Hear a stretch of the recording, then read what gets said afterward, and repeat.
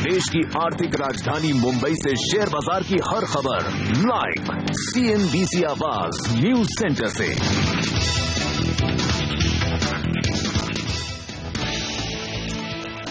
दिसंबर में US trade की दरें बढ़ने का डर अमेरिकी बाजारों पर फिर से हावी। डाउ जोन्स 2.25 अंक टूटा। एशियाई बाजारों में कमजोरी। SDX निफ्टी 0.5% नीचे। और अमेरिका में भंडार बढ़ने की खबरों से कच्चे तेल में 1% की गिरावट। ब्रेंट क्रूड $47 के करीब। सोने में भी सुस्ती का माहौल। दिग्गज मेटल कंपनी हिंडाल्को के नतीजे आज। मुनाफा 49% गिरने का अनुमान। रोल्टा NCC के नतीजों पर भी होगी नजर। इंटरग्लोब एविएशन की लिस्टिंग आज QI20 के दम पर करीब 6 गुना सब्सक्राइब हुआ था। IPO इशू प्राइस ₹765 प्रति शेयर था। और कम कमाई दिखाने वाली टेलीकॉम कंपनियों की होगी जांच। खाते देखेगा दूरसंचार मंत्रालय।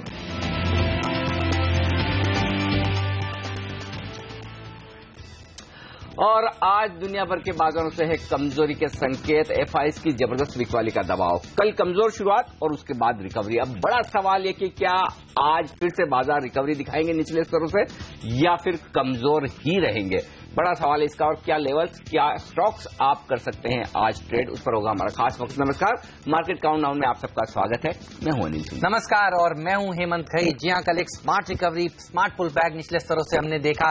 करीब 450 पॉइंट की रिकवरी सेंसेक्स में, 140 पॉइंट की रिकवरी निफ्टी में, 7771 का लो बनाने के बाद एक देखिए एक स्मार्ट पुल बैक देखने को मिला। बुल्स फॉर्म में थे या फिर इसको शॉर्ट कवरिंग रैली भी आप कह सकते हैं।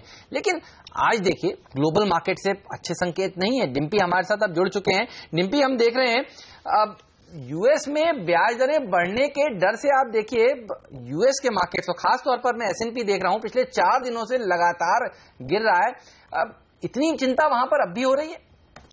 बिल्कुल चिंता की कारण तो है ही, क्योंकि ब्याज दरें बढ़ने को लेकर जो बात सामने निकल के आ रही है उससे पूरी तरह से ये कह सकते हैं कि अमेरिकी बाजार अभी तक तैयार नहीं है। और शायद ये रुक रुक के जो खबरें आ रही हैं इससे पूरी तरह से अमेरिकन मार्केट में वॉलेटिलिटी भी बढ़ी है और साथ ही साथ एक तरह का दबाव भी वापस आया है। कल आपका अगर आप मार्केट्स देखें तो पूरी तरह से दबाव में ही ज्यादातर इंडाइसेस आपको दिखेंगे। इसके अलावा 2-3 अहम चीजें और भी हैं जो कि यूएस मार्केट्स में ध्यान देने वाली होंगी। सबसे पहला तो ये होगा क्योंकि एक कच्चा तेल भी लगातार फिसल रहा है और अब $44 के भी नीचे आ चुका है, तो ये कंसर्न है जिसमें यूएस मार्केट्स को लेकर थोड़ी सी चिंता दी है।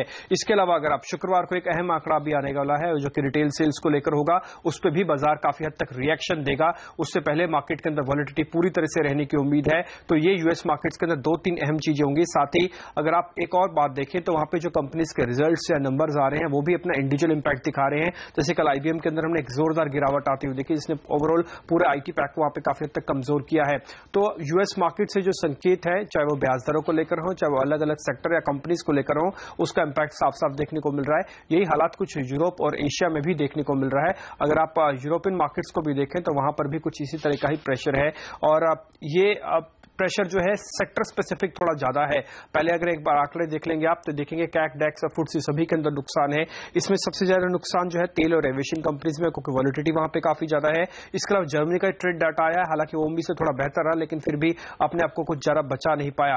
एशियन मार्केट्स में भी हमने देखा पूरी तरह से दबाव ही देखने को मिल रहा है। चीन के अंदर जो एक्सपोर्ट इंपोर्ट के डाटा आए थे उसने प्रेशर बनाया हुआ है। इसके अलावा कमोडिटी मार्केट्स में जो लगातार दाम गिर रहे हैं उसका प्रेशर अभी ज्यादातर एशियन मार्केट्स में देखने को मिल रहा है, क्योंकि इनका ज्यादातर कारोबार कमोडिटी बेस्ड है। तो ये जो अब यूरोप अमेरिका से जो दबाव आया अब एशिया तक भी पहुंच चुका है। ऑलराइट, शुक्रिया आपका इस जानकारी के लिए। तो दुनिया भर के बाजारों में लाल निशान के साथ कारोबार हो रहा है। सारे के सारे एशियाई बाजार भी आप देखिए दबाव के साथ ही ट्रेड कर रहे हैं। अनिल, अब वापस हमने बिहार इलेक्शंस को पीछे छोड़ा है, ग्लोबल मार्केट्स के ऊपर फोकस बना है। और आप देखिए पहला ही दिन ग्लोबल मार्केट्स पर फोकस किया तो बिकवाली आज देखने को मिल सकती है। SDX निफ्टी यही बता रहा है। वो भी तब हेमंत की जब कल ग्लोबल मार्केट्स बेहतर थे, लेकिन हमारे लिए अपने फैक्टर्स काम कर रहे हैं और आज अब हम जब ग्लोबल मार्केट्स को देख रहे हैं तो खराब है। इसमें कोई डाउट नहीं कि अमेरिकी बाजार ब्याज दरों को लेकर बहुत कंफ्यूज है। एक दिन ब्याज दरों में बढ़ने को लेकर वो तेजी करते हैं, दूसरे दिन मंदी करते हैं। इसका मतलब क्या है? इसका मतलब ये है कि वहां जो फंड मैनेजर्स हैं वो बहुत अलग अलग राय रख रहे हैं इस इवेंट को लेकर। ज्यादा लोगों का ये मानना है कि ब्याज दरें बढ़ेंगी, इसका मतलब इकोनॉमिक हालात बेहतर हो रहे हैं, और जब इकोनॉमिक हालात बेहतर हो रहे हैं तो फिर अमेरिकी बाजारों में तेजी बरकरार रहनी चाहिए, क्योंकि वहां पे कंपनियों की कमाई बढ़ेगी, जीडीपी की ग्रोथ बढ़ेगी। ऐसे मानने वाले लोग काफी है। दूसरी तरफ एक ऐसा तबका भी है जो ये मानता है कि बाजार लाइफ टाइम हाइपर के आसपास ट्रेड कर रहे हैं, और जनरली जब इवेंट होती है तब उसके रिवर्स आपको ट्रेड लेना चाहिए, क्योंकि जिन्होंने खरीदारी की 2 साल पहले 3 साल पहले जब माहौल खराब था तब खरीदारी की, तो ये दोनों ही तरह के ट्रेड अमेरिकी बाजारों में बहुत स्ट्रांग हो रहे हैं, और उसकी वजह से आप देख रहे हैं कि अमेरिकी बाजार एक दिन तेजी एक दिन मंदी के माहौल में, और इस तरह का रुझान हमें अब से लेकर दिसंबर तक झेलना ही पड़ेगा। 15-16 दिसंबर तक तो ये चलेगा, कंफ्यूजन ऐसा ही बरकरार रहने वाला है। इवेंट हो जाने के बाद एक फाइनल कॉल वहां के बाजार लेंगे कि उन्हें ऊपर जाना है नीचे जाना है, उसके बाद हमारे लिए होगा। तो तब तक हमें भी डे टू डे बेसिस पर अमेरिकी बाजारों से यही संकेत लेने। लेकिन ओवरऑल एक संकेत साफ है कि कुछ भी हो, इसका सबसे बड़ा असर जो भारतीय बाजारों पर पड़ना है वो है करेंसी मार्केट पर। डॉलर मजबूत होगा, बाकी सारी करेंसी कमजोर होगी, हम भी कमजोर होंगे। हम डॉलर के सामने कमजोर होंगे, हो सकता है हम बाकी करेंसी के सामने उतना कमजोर ना हो या मजबूत भी हो जाए, लेकिन डॉलर के साथ रुपए की कमजोरी रहेगी। और अगर जो लोग सिर्फ रुपए की मजबूती या कमजोरी को डॉलर के सामने देखते हैं, उन्हें थोड़ी निराशा हो सकती है आने वाले अगले 1-1.5 महीने में। तो ओवरऑल ग्लोबल मार्केट्स वॉलेटाइल रहेंगे।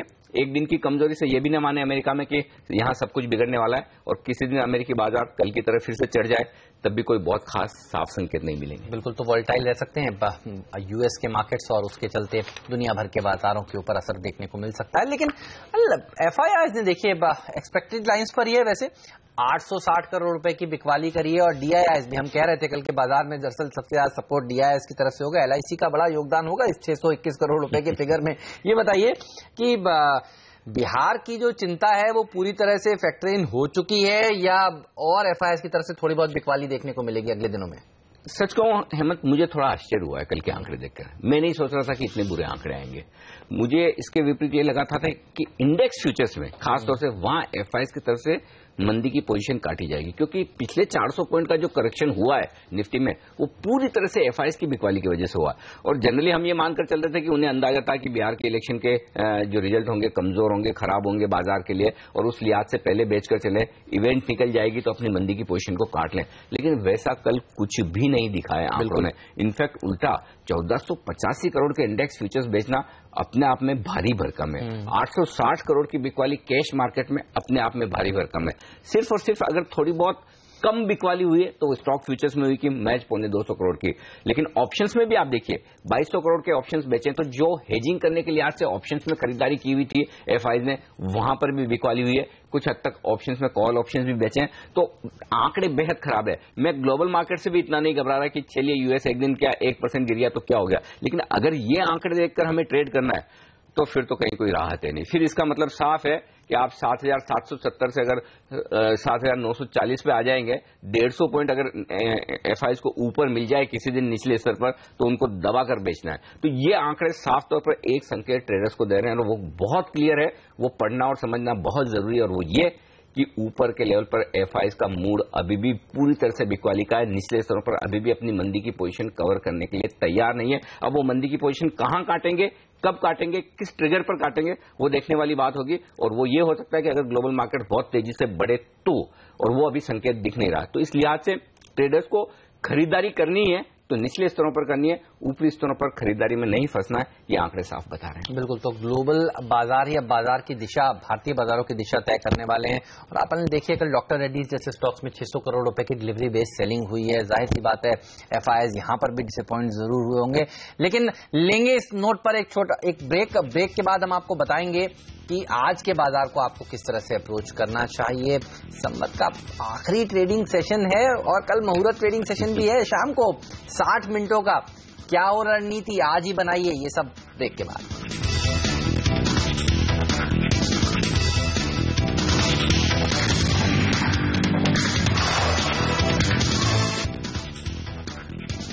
मार्केट काउंटडाउन में आप सभी का एक बार फिर से स्वागत है। जी हाँ, 2071 संवत का आखिरी ट्रेडिंग सेशन है। हालांकि इस संवत में कुछ अच्छे रिटर्न्स भारतीय बाजारों को नहीं मिले हैं, लेकिन अपेक्षा यही है कि कल से जो मुहूर्त ट्रेडिंग शुरू हो रही है उसके बाद से एक अच्छे रैली देखने को मिले इक्विटी मार्केट में। लेकिन ये बताइए संवत के आखिरी ट्रेडिंग सेशन में एफएनओस के किस तरह से क्यूज हैं? कुछ राहत की बात है, कुछ अच्छी खबर है, दिवाली जैसी बात है या ठंडा है? नहीं एक्चुअली। और हेमंत, जो संकेत दिख रहे हैं ना वो साफ एक ही बात कर रहे हैं कि कल जो कुछ हुआ है वो सिर्फ और सिर्फ शॉर्ट कवरिंग हुई है, नई खरीदारी कहीं भी नहीं है। बिल्कुल। स्टॉक फ्यूचर्स में देखिए मंदी की पोजीशन सी बनी है, बैंक निफ्टी में देखिए वहां पर मंदी की पोजीशन बनी है, 18,000 शेयर जुड़े नए और 0.5% बैंक निफ्टी बंद हुआ है। निफ्टी में 4 लाख शेयर कम हुए हैं, लेकिन निफ्टी में तेजी की पोजीशंस कम हुई है, मंदी की पोजीशंस कम हुई। तो जो ट्रेडर्स ने रिजल्ट के पहले जो पोजीशन बना रखी थी अपने अपने हिसाब से, उन्होंने काटी है। अब सिर्फ और सिर्फ एक ही चीज पॉजिटिव दिख रही है वायदा कारोबार में, जो बताना जरूरी है, वो है put call ratio 0.77। Put call ratio इस सीरीज के लोएस्ट लेवल पर आ गया है। अब पुट कॉल रेशियो ये बता रहा है कि बाजार में मंदी की पोजीशन काफी ज्यादा है। हम देख भी रहे हैं एफआईज किस तरह से मंदी की पोजीशन बना रहे हैं। अब ये पुट कॉल रेशियो आज की कमजोरी और अगले 1-2 दिनों में अगर बाजार और नीचे जाता है और ये 0.7 0.72 की रेंज में आ जाता है, तो बाजार कुछ हद तक ओवरसोल्ड यानी कि जरूरत से ज्यादा मंदी की पोजीशन में आ जाएगा और तब आप एक शॉर्ट कवरिंग की उम्मीद जरूर कर सकते हैं। तो एक ही पॉजिटिव ये दिख रहा है कि मंदी की पोजीशन जरूरत से ज्यादा। अब 1-2 आंकड़े ऑप्शंस के जो आपको देखना जरूरी है वो ये, क्यों मैं कह रहा हूं कि शॉर्ट कवरिंग हुई है, 21 लाख शेयर पुट में से कम हुए और कॉल्स में 25 लाख शेयर बढ़े। तो एफआईज ने क्या किया है, कॉल्स बेचे हैं और ट्रेडर्स कॉल्स खरीद के गए इस उम्मीद में कि कल की रिकवरी आज भी रहेगी। तो वो तो हो नहीं रहा, गैप डाउन ओपनिंग दिख रही है। तो इन ट्रेडर्स को मजबूरी में आज अपने कॉल्स बेचने पड़ेंगे नुकसान में। तो सबसे पहले तो दबाव ये कमजोर ट्रेडर्स का बनेगा। अच्छा, दूसरी बात ये, जो मंदी की पोजीशन कटी है ना कल, वो भी कमजोर ट्रेडर्स की तरफ से कटी है। जो मजबूत एफआईज हैं या ऐसे एचएनआई ट्रेडर्स हैं जिन्होंने पहले से मंदी की पोजीशन बना रखी थी, उन्होंने कोई मंदी की पोजीशन काटी नहीं है। सिर्फ वो ट्रेडर जिन्होंने 1-2 दिन पहले ट्रेड किया और बोला कि इलेक्शन के जो नतीजे आएंगे उसके बाद हम निकल जाएंगे, उन्हीं लोगों ने मंदी की पोजीशन काटी है। तो आंकड़े साफ तौर पर बता रहे हैं बाजार को हर ऊपर के लेवल पर दिक्कत आएगी।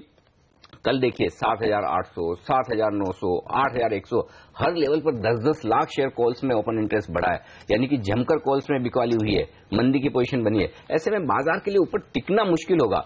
सिर्फ और सिर्फ यही है कि पुट कॉल रेशियो बता रहा है कि मंदी की पोजीशन ज्यादा है, तो हर लोअर लेवल पर थोड़ा शॉर्ट कवरिंग का सहारा आएगा। वो सिर्फ और सिर्फ शॉर्ट कवरिंग है, फ्रेश खरीदारी नहीं है। बिल्कुल, शॉर्ट कवरिंग के चलते ही कल भारतीय बाजारों में एक रिकवरी देखने को मिली थी, लेकिन आज का ट्रेडिंग सेशन काफी इंपॉर्टेंट है ना। ये बताइए, एक्सपेक्टेशंस तो यही की जा रही है, एसडीएस निफ्टी को देखकर करीब 1% नीचे इस समय संकेत दे रहा है। एसडीएस निफ्टी को लाने की कोशिश करेंगे, 56 अंक नीचे, 0.1% की कमजोरी आज हो सकती है, इस तरह के संकेत हैं। लेकिन काफी सारी कंपनियां जिनके नतीजे आज आने वाले हैं, हिंडाल्को है, एनएमडीसी है, एनसीसी है, और कई कंपनियों ने कल बाजार बंद होने के बाद काफी डिसअपॉइंटमेंट दिखाई है। लंबी लिस्ट है उन कंपनियों की, Orchid Chemical, Oil India, MTNL, Educomp, हालांकि पिटे हुए मिड कैप है, ये हमेशा कमजोरी रहते हैं। मोजर बेयर देखिए, एक और ऐसा ही नाम, कोहिनूर फूड्स, 250 करोड़ के लॉस। जी आप, तो आज मिड कैप्स में ज्यादा तेज गिरावट देखने को मिलेगी, रिजल्ट स्पेसिफिक नहीं? हो सकता है कि मिड कैप स्टॉक स्पेसिफिक गिरे, लेकिन दिक्कत तो ब्रॉडर मार्केट में वैसे भी है मन कि दिग्गजों में भी कई कोई खरीदारी। एक्चुअली आप देखिए कल तो 0.5% मिड कैप इंडेक्स ऊपर ही बंद हो गया। तो ऐसे देखा जाए तो सिलेक्टिवली वहां खरीदारी हो रही है। और वो खरीदारी क्यों हो रही है? आप देखिए 620 करोड़ की खरीदारी हुई है डोमेस्टिक फंड की तरफ से। तो डोमेस्टिक फंड्स को तो मिड कैप शेयर ही चाहिए, तो उन्हें जो अच्छे मिड कैप शेयर लग रहे हैं उन्होंने वो खरीद लिए। लेकिन जो एफआईज है वो बेच रहे हैं और वो दिग्गज शेयर बेचते हैं, तो ये ट्रेड रहेगा। तो मुझे लगता है कि मिड कैप्स में जो बिकवाली होगी जो आप कह रहे हैं, वो सिर्फ और सिर्फ न्यूज या फिर रिजल्ट की वजह से होगी। अब जहां तक आज के लेवल्स का सवाल है, फिर से आज 7,800 ही अहम लेवल है। 7,800 के नीचे आप टिकेंगे। कल देखिए भले हमने 7,770 का लो बनाया, लेकिन 7,800 के नीचे आप मुश्किल से 5 मिनट भी नहीं रहे। तो वो एक शुरुआती ट्रेड था जो जनरली एक बड़ी गैप डाउन ओपनिंग के बाद हो सकता है। तो अल्टीमेटली मैं 7,800 को अब भी एक बड़ा सपोर्ट मानता हूं। तो 7,800 के ऊपर जब तक है तब तक बहुत घबराने की जरूरत नहीं। नई तेजी आपको कब करनी है? जब बाजार 7,950 के पार निकलकर टिक जाए और बंद दे, उसके बाद तो कॉन्फिडेंस आए कि हाँ बाजार की जो कमजोरी होनी थी हो गई, अब स्टेबल हो रहे हैं। तो 7,950 के पार जब तक न निकले तब तक तेजी के बारे में न सोचे। पहली बात, अगर आप आज नहीं अगले 5-7 दिनों के लिए आज से मूड बना रहे हैं तो 7,700 7,800 वो रेंज है जहां बाजार स्ट्रॉन्ग सपोर्ट लेगा और वहां पर आपको चुनिंदा खरीदारी करनी चाहिए, ये पोजिशनल ट्रेडर्स के लिए। बैंक निफ्टी ये डिस्कस करना जरूरी है, और वो इसलिए कि बैंक निफ्टी पे अब जो रिस्क खुली है नीचे की, नीचे का जो खतरा बन रहा है वो 16,200 16,300 के लेवल की तरफ इशारा कर रहा है और अगला सपोर्ट बैंक निफ्टी में वही मिलेगा। बैंक निफ्टी में आपको तेजी का मूड तब बनाना है जब बैंक निफ्टी 17,000 के पार निकलकर टिक जाए, बंद होता दिखे। जब तक ऐसा ना हो तब तक आप बैंक निफ्टी के बारे में तेजी में न सोचें। तो बैंक निफ्टी कल क्लोज एग्जैक्टली 17,000 पे हुआ है। आज एक और पॉजिटिव क्लोजिंग होना बैंक निफ्टी के लिए बेहद जरूरी। तो ये रेंज है जिसको ट्रेड करना है, सावधानी के साथ करें। छुट्टियों वाला हफ्ता है, कल का ट्रेडिंग सेशन छोटा है, परसों छुट्टी है, फिर सीधा शुक्रवार को फुल फ्लेज ट्रेडिंग सेशन मिलेगा। इस बीच ग्लोबल मार्केट्स बहुत उतार चढ़ाव दिखा रहे हैं, कमजोरी है वहां पर, एफआईएस की बिकवाली है, शॉर्ट और शॉर्ट कवरिंग जो होनी थी काफी वो कुछ हो गई।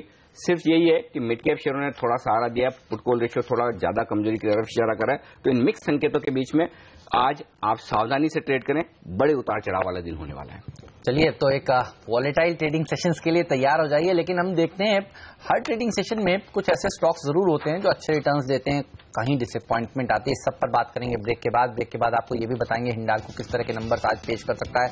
साथ ही ये भी आपको बताएंगे कि दिवाली से दिवाली तक बाजार में कौन से स्टॉक्स ने, सेक्टर्स ने सबसे अच्छे रिटर्न्स आपको कमा कर दिए। ये सब लिस्ट हाजिर करेंगे ब्रेक के बाद।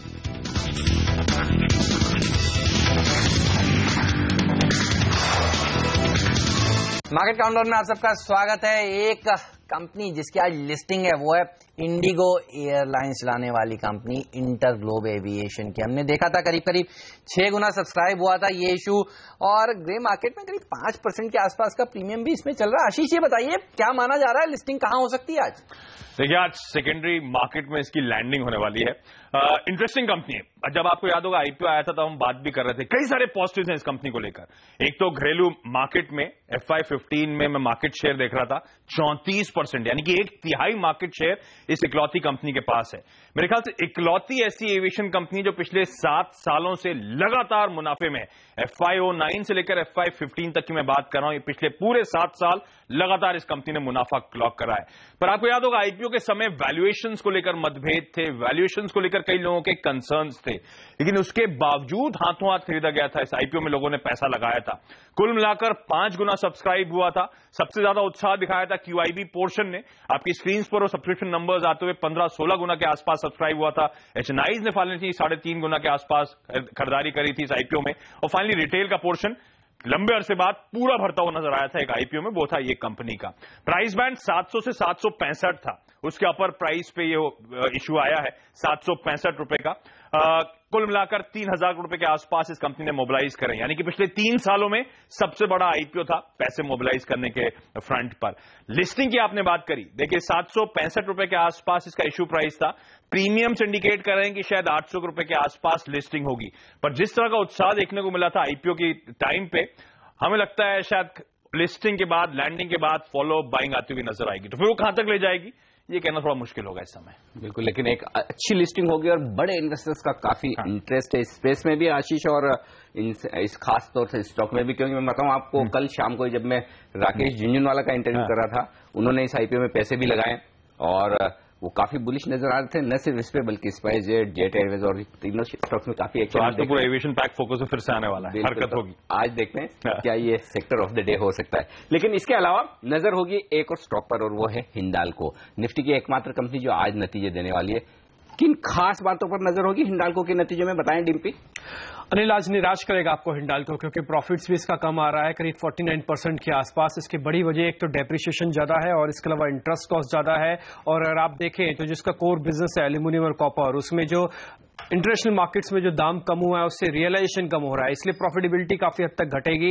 ये 49% के आसपास घट सकती है। हालांकि स्ट्रीट ने बहुत वाइड रेंज रखी है, जो कि 100 करोड़ के घाटे से लेकर 350 करोड़ के प्रॉफिट तक भी आ सकता है। इसलिए आज इसकी प्रॉफिटेबिलिटी पे ज्यादा रहेगी, इसको किस तरह से कोट करता है, क्योंकि लास्ट ईयर के क्वार्टर के अंदर इसने 431 करोड़ रुपए का एक एक्सेप्शनल गेन दिखाया था। तो इस वजह से ये प्रॉफिटेबिलिटी के अंदर आप देखेंगे आज काफी इंपॉर्टेंट होगा ये देखना कि कैसे ये फिगर्स दिखाता है। लेकिन हमारा अनुमान 49% कम आने का है, जो कि करीब 40 करोड़ रुपए के आसपास रहेगा। इनकम फ्रॉम ऑपरेशंस भी इसका घट सकता है, जो कि घटकर करीब 4.5% आज घटेगा और इसके अगर आप वैल्यूएशन के हिसाब से देखें तो करीब 8,165 करोड़ रुपए के आसपास की रहने की उम्मीद है। एक अच्छी चीज जो इसके रिजल्ट्स के साथ सिर्फ जुड़ेगी वो यह है कि इसका एल्यूमिनियम का जो प्रोडक्शन है वो काफी हद तक इंप्रूव हुआ है। उसके अंदर करीब हमने सेल्स के अंदर 35% का इजाफा आते हुए देखा था, लेकिन क्योंकि दाम इंटरनेशनली गिरे हैं एल्यूमिनियम और कॉपर के, इसलिए सेल्स इंक्रीज का भी कोई बेनिफिट नहीं होगा, कोई रियलाइजेशन काफी हद तक कम आएंगे। तो आज हो सकता है आपको हिंडाल्को से काफी हद तक निराशा मिले। ऑलराइट, चलिए तो निराश कर सकता है हिंडाल्को आज। शुक्रिया डिम्पी आपका इस जानकारी के लिए। लेंगे इस नोट पर एक छोटा सा ब्रेक। जी हां, संवत 2071 आज खत्म हो रहा है, आखिरी ट्रेडिंग सेशन है और हमने देखा है कि करीब 2.5% के नेगेटिव रिटर्न सेंसेक्स ने दिए हैं और डॉलर टर्म्स में तो देखिए 10% के नेगेटिव रिटर्न्स दिए हैं सेंसेक्स और निफ्टी ने। लेकिन अगला संवत कैसा हो सकता है जो कल से शुरू होगा मुहूर्त ट्रेडिंग के साथ ही, और ब्रोकरेजेस क्या राय बना रहे हैं, चलिए इस सब पर बात करेंगे। नीरज हमारे साथ जुड़ेंगे ब्रेक के बाद।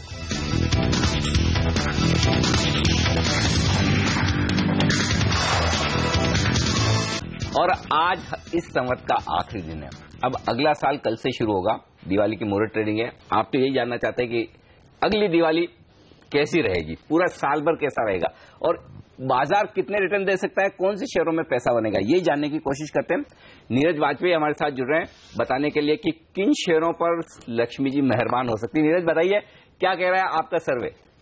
देखिए, पोल काफी दिलचस्प निकला और उम्मीद नहीं छोड़िए पोल के नतीजे ऐसा इंडिकेट करें। पहला सवाल हमने उनसे पूछा कि अगली दिवाली तक बाजार कहां रहेगा, सेंसेक्स का लेवल क्या आगा संवत 2072 में।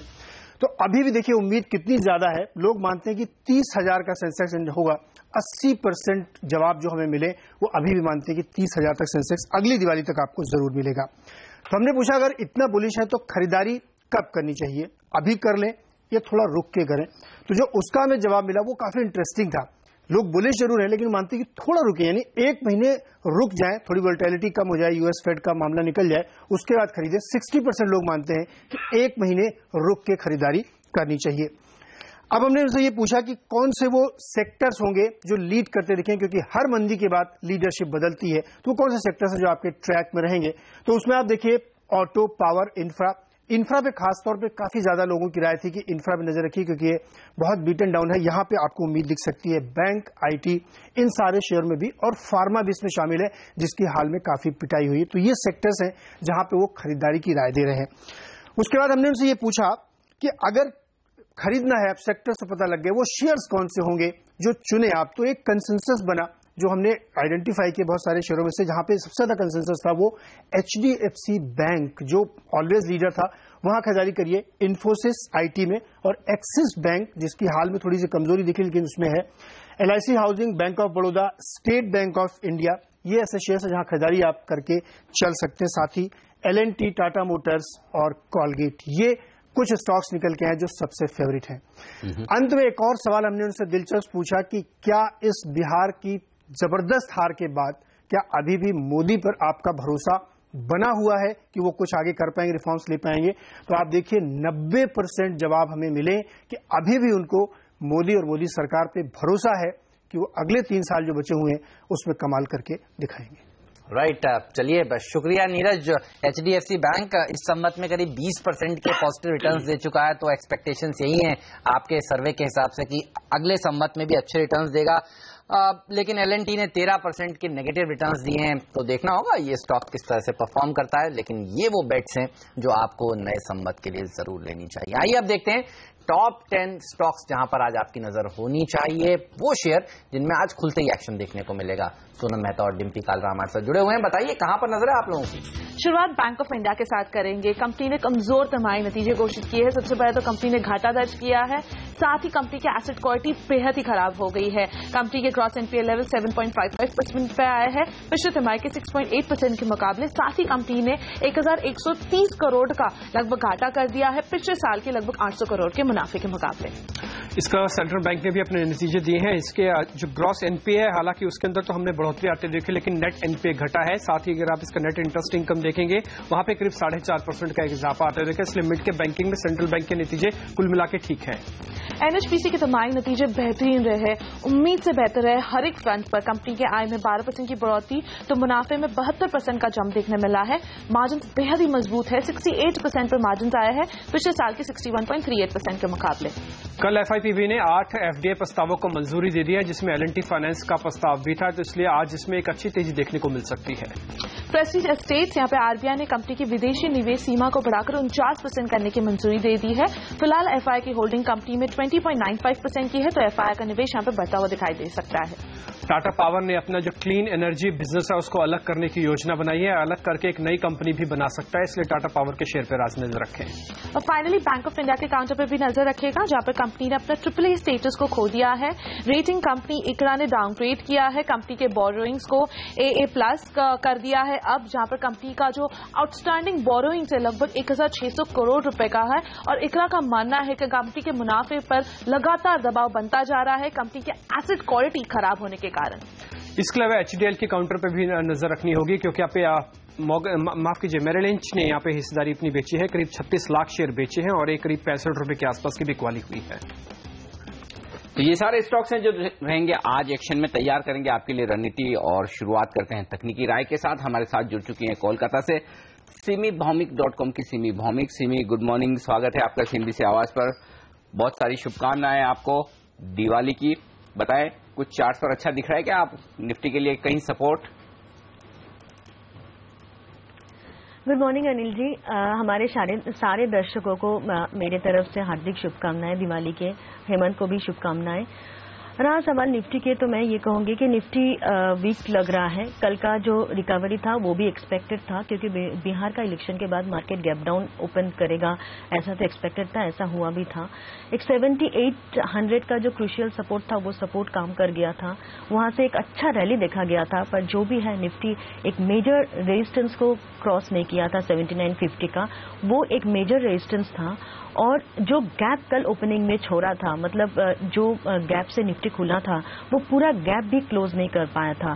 कल का दिन वो गैप क्लोज करना बहुत जरूरी था, ऐसा नहीं हुआ था। और आज ग्लोबल क्यूज खराब है, SGX निफ्टी भी नीचे ही ट्रेड कर रहा है, उसके चलते वापस हम लोग नीचे का ओपनिंग देख सकते हैं। पर अनिल जी, वेरी फ्रैंकली, मैं अगर आज नीचे भी खुलेगा तो भी आज मैं नीचे एक्सपेक्ट नहीं कर रही हूँ सस्टेन करेगा मार्केट, क्योंकि मार्केट नीचे से बाइंग अट्रैक्ट करेगा और बहुत जल्दी 7800 का 7770 का जो लो कल निफ्टी स्पॉट में बना था, वो लो एक ऐसा लो था, वो बहुत जल्दी टूटने वाला नहीं है। इनफैक्ट उससे पहले 7800 का लेवल ही टूटेगा ऐसा एक्सपेक्टेड नहीं है।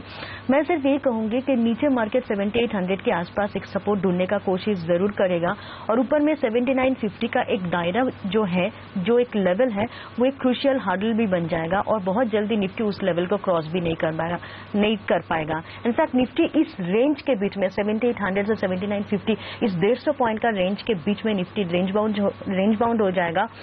कोई बहुत बड़ा ट्रिगर अगर ना आता है तो 7950 से ऊपर भी जाके सस्टेन करने वाला नहीं है निफ्टी। ऑलराइट, चलिए, तो ये राय बाजार पर, लेकिन लेंगे इस छोटे से ब्रेक, और ब्रेक के बाद आपको सुनवाएंगे राकेश झुंझुनवाला बिग बुल की राय क्या है इस समय बाजार पर, और रामदेव अग्रवाल कैसे अप्रोच कर रहे हैं इस दिवाली को। मधु केला, मनीष चौखानी की भी राय लेकर आएंगे। इस सब के लिए आप बने रहिए CNBC आवाज के साथ। लेते हैं एक छोटा सा ब्रेक।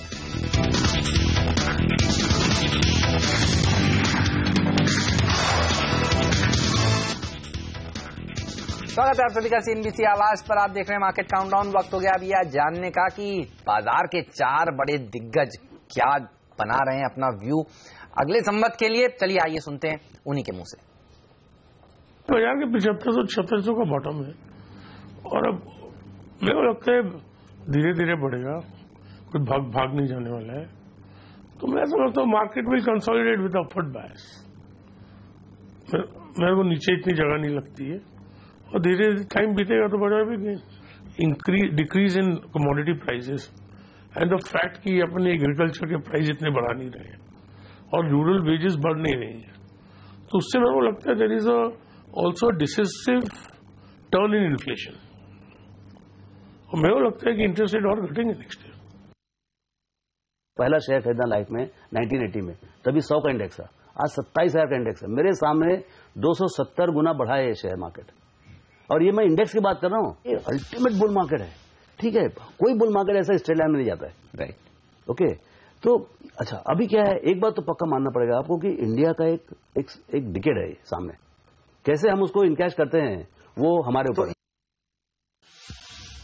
अभी जहां तक कि हमारी बात है ना, मैं तो ये देखता हूं कि दुनिया भर में जो हुआ है अल्टीमेटली इंडिया वो फॉलो करता है, बराबर ना। तो अमेरिका आज अगर $2 ट्रिलियन की $17 ट्रिलियन इकोनॉमी हो गई है, तो आप जाके देखो कि पिछले 20 साल में अमेरिका में क्या क्या हुआ है, कहीं ना कहीं वो अपने को टच करता है। तो आप एक छोटा एग्जांपल देता हूं कि आज जैसे प्रिवेंटिव हेल्थ केयर है, अमेरिका में बहुत बड़ा धंधा है, हेल्थ केयर इंडेक्स का 25-30% प्रिवेंटिव हेल्थ केयर है। अभी हिंदुस्तान में होएगा जरूर, आज नहीं होएगा, 1 साल बाद होगा, 2 साल बाद होगा, और इन्हीं में बड़ा पैसा बनता है। दिवाली एक ऐसा त्योहार है जब खुशियां होती है, मिठाइयां होती है, फटाके होते हैं, तो यही टाइम है वेल्थ क्रिएशन के भी लेसन लेने का कि भाई आप लॉस को मत देखो, लॉस ऑफ प्रॉफिट को भी देखो, और वो लॉस ऑफ प्रॉफिट को तभी आप अप्रिशिएट कर सकते हो जब आप लंबी अवधि के लिए आ रहे हो। ऑटोमोबाइल ले लीजिए, चाहे एंसिलरीज ले लीजिए, या उनको जो फाइनेंस करते हैं उनको ले लीजिए, काफी हद तक ये चल सकता है। और फिर कंज्यूमर प्रोडक्ट में आ गए तो उनको पहुंचने के लिए, जैसे मीडिया कंपनी हम बात कर रहे थे, उनमें एडवर्टाइजिंग का इतना जो जोर शोर से काम चल रहा है to reach that consumer is itself, तो तीनों ड्राइवर इंटैक्ट हैं। तो बाजार के सारे एक्सपर्ट्स हैं बुलिश और कह रहे हैं कि यहां से नीचे जाने का खतरा बेहद कम है। 7,500 7,600 की रेंज में बनेगा बॉटम, और धीरे धीरे बाजार ऊपर जाने की कोशिश करेगा। लेकिन वायदा कारोबार के संकेत क्या कह रहे हैं, बताने के लिए सुमित बगड़िया हमारे साथ, एसोसिएट डायरेक्टर चॉइस ब्रोकिंग के। फंडामेंटल राय देने के लिए अमरीश बलिगा भी हमारे साथ जुड़ चुके हैं, जाने माने मार्केट एक्सपर्ट हमारे स्टूडियो में इस वक्त, और सिमी तो हमारे साथ है ही। ये बताएं सुमित, आपकी क्या राय बन रही है वायदा कारोबार के आंकड़ों को देखने के बाद? क्या 7,800 के लेवल को एक बड़ा सपोर्ट मानकर चलना चाहिए, या फिर उसके भी टूटने का खतरा है? Good morning Anil ji. Well, सबसे पहले तो wish you a very happy Diwali, Hemant को भी और सीएनबीसी आवाज की पूरी टीम को, और हमारे सीएनबीसी आवाज के सारे दर्शकों को wish you a very very happy Diwali. Anil ji, एक चीज जो मैंने नोट करी है, जब फेब के अंदर जब दिल्ली के इलेक्शन हुए थे, 10 फेब के शायद डेट थी, उस टाइम पे भी अनिल जी मार्केट बीजेपी हारी थी, उसके बावजूद हमने मार्केट में एक रनअप देखा था, और वहां से करीब करीब 500 से 700 पॉइंट की निफ्टी में रैली आई थी एक महीने के अंदर अंदर। बिहार का इलेक्शन भी अभी बीजेपी हारी है, हो सकता है ये सेम चीज वापस रिपीट हो। कल पहला दिन था जो हमको देखने को मिला जिसके अंदर मार्केट ने 150 पॉइंट का रनअप दिया है। अगर कंटिन्यूसली मार्केट यहां से बढ़ा तो 400 से 500 पॉइंट का सेम हिस्ट्री रिपीट कर सकता है जो कि 8 से 9 महीने पहले हुआ था।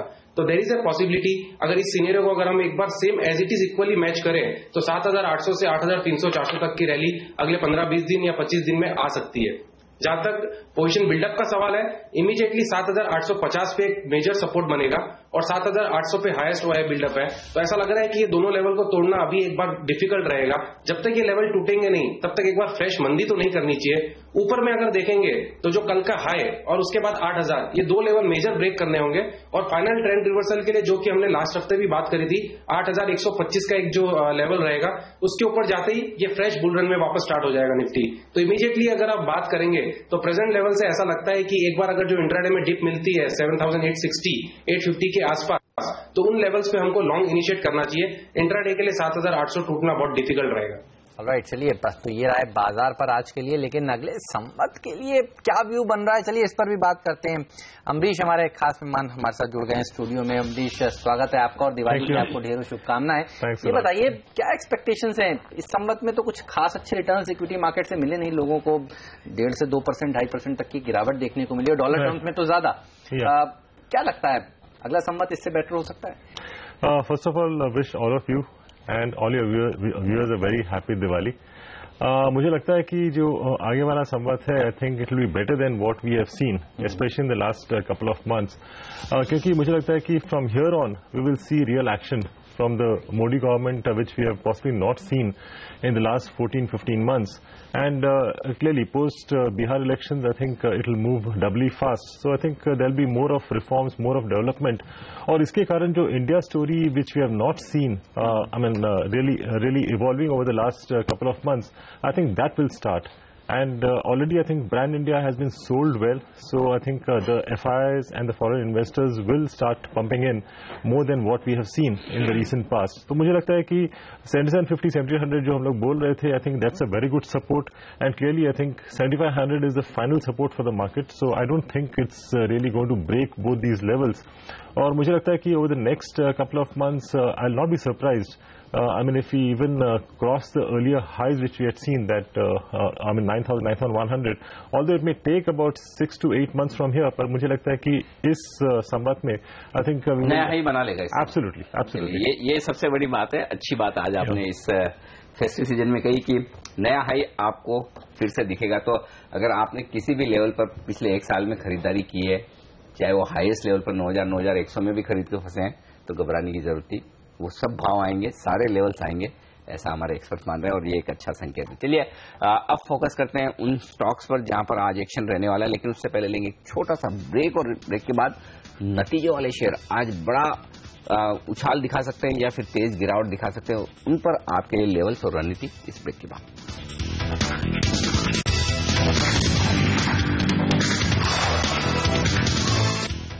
हमारे एक्सपर्ट्स हैं हमारे साथ सीमी भौमिक, अम्बरीश बलिगा और सुमित बगड़िया। फोकस नतीजों पर और दो नतीजे कल बाजार बंद होने के बाद बैंकिंग शेयरों की तरफ से, बैंक ऑफ इंडिया और central bank. Bank of India तो बेहद ही खराब नतीजे, बेहद खराब मतलब बहुत ही ज्यादा खराब। नेट एनपीए देखिए बढ़े हैं जबरदस्त, ग्रोस एनपीए तो 7.25% से 7.5% आ गए हैं। 1126 करोड़ का नुकसान दर्ज किया है बैंक ने। और उसके ऊपर अब और देखिए इकरा जो रेटिंग एजेंसी है, उन्होंने इनकी रेटिंग भी कम कर दी, AAA थी पहले, AA प्लस कर दी। तो यानी कि सारी बुरी खबरें। सेंट्रल बैंक के नतीजे मिले जुले कह सकते हैं कि प्रॉफिट तो आया है, लेकिन ठीक है, ग्रोस एनपीए यहां भी बढ़े हैं। तो अब ये दो नतीजे क्या किया जाए इन बैंक्स में, अमरीश बताएं। जिस हिसाब से एनपीएस बढ़ रहे हैं and especially Bank of India has had a history of reporting high NPAs, तो मुझे लगता नहीं है कि one should be even looking at this stock, especially if one wants to remain in the PSU banking space। काफी दूसरे stocks है जो देख सकते हैं। For example, I think one can look at Bank of Baroda, Oriental Bank of Commerce, or even a State Bank, which is the best in like in the lot. तो मुझे लगता है कि at least for the time being, one should be looking at these 2 or 3 stocks in the PSU banking space. The private banking space is giving you a lot of opportunities. So I think there is no point looking at the PSU's banks where the NPAs are rising like this. Sumit, क्या लग रहा है आपको bank of India में, क्योंकि 14% कल open interest बढ़ा है इसमें, यानी कि मंदी की पोजीशन तो बनी है और 1%, 1.25% स्टॉक नीचे गया, वो भी खासतौर से तब जबकि कुछ पीएसयू बैंक ऊपर चढ़कर आए थे, लेकिन यहां पर कमजोरी थी। अब गैप डाउन ओपनिंग तो आज होगी इसमें तो कोई डाउट है नहीं। तब क्या करना चाहिए जब नीचे खुले, किन लेवल्स पर आपकी नजर है? यस, बिल्कुल अनिल जी, आपने एकदम सही कहा। कल ऑलमोस्ट शॉर्ट बिल्डअप उसमें बैंक ऑफ इंडिया में देखने को मिला है, जबकि बाकी पीएसयू बैंक्स में हमको ऐसा नहीं देखने को मिला है। हो सकता है पूरा रिजल्ट का ही इम्पैक्ट हो। इमीडिएटली भी मुझे ऐसा लगा, जैसे आपने की कहा गैप डाउन देखने को मिले, हमें भी ऐसा लग रहा है कि बिकॉज ऑफ रिजल्ट्स एक बार गैप डाउन देखने को मिलेगा। इमीडिएटली जो इसका सपोर्ट बनेगा वो है 125, 128 के आसपास। 128 पहला और 125, अगर 125 तोड़ देता है तो फिर उसके बाद तो स्टॉक एकदम ही खराब हो जाएगा, वरना फिर 128, 125 के आसपास एक बार ये सपोर्ट लेगा, वहां पे वापस एक बार बाइंग करके चांस ले सकते हैं। बिकॉज अगर आपने देखा हो तो पिछले कई दिनों से जब भी रिजल्ट आते हैं पीएसयू बैंक्स के, रिजल्ट आने के बाद 1-2 दिन के अंदर वापस से हमको तेजी देखने को मिल जाती है। बैंक ऑफ बड़ौदा के रिजल्ट्स भी इतने ही खराब आए थे, उसके बावजूद आज हम 172 के लेवल पे बैंक ऑफ बड़ौदा को वापस देख रहे हैं। तो ऐसा लगता है कि बैंक ऑफ इंडिया के अंदर भी अगर 125 टूट जाएगा तब तो ये स्टॉक खराब हो जाएगा, और अगर 125 नहीं टूटता है तो 128 के आसपास से इसके अंदर वापस एक बार बाइंग देखने को मिल सकती है। एनबीसीसी का चार्ट देखकर बताइए ये कैसा लग रहा है। नंबर्स कल मार्केट बंद होने के बाद आए और एक्सपेक्टेड लाइंस पर काफी अच्छे नंबर्स इन्होंने पेश किए हैं। क्या चार्ट्स में दिख रही है आपको तेजी और की जा सकती है यहां पर, या थकते हुए दिख रहे हैं चार्ट्स? और दूसरा स्टॉक होगा एनएचपीसी, हाइड्रो पावर कंपनी सरकारी, यहां पर भी नंबर्स काफी अच्छे आए हैं। तो एनएचपीसी और एनबीसीसी कैसे लग रहे हैं ये दोनों शेयर?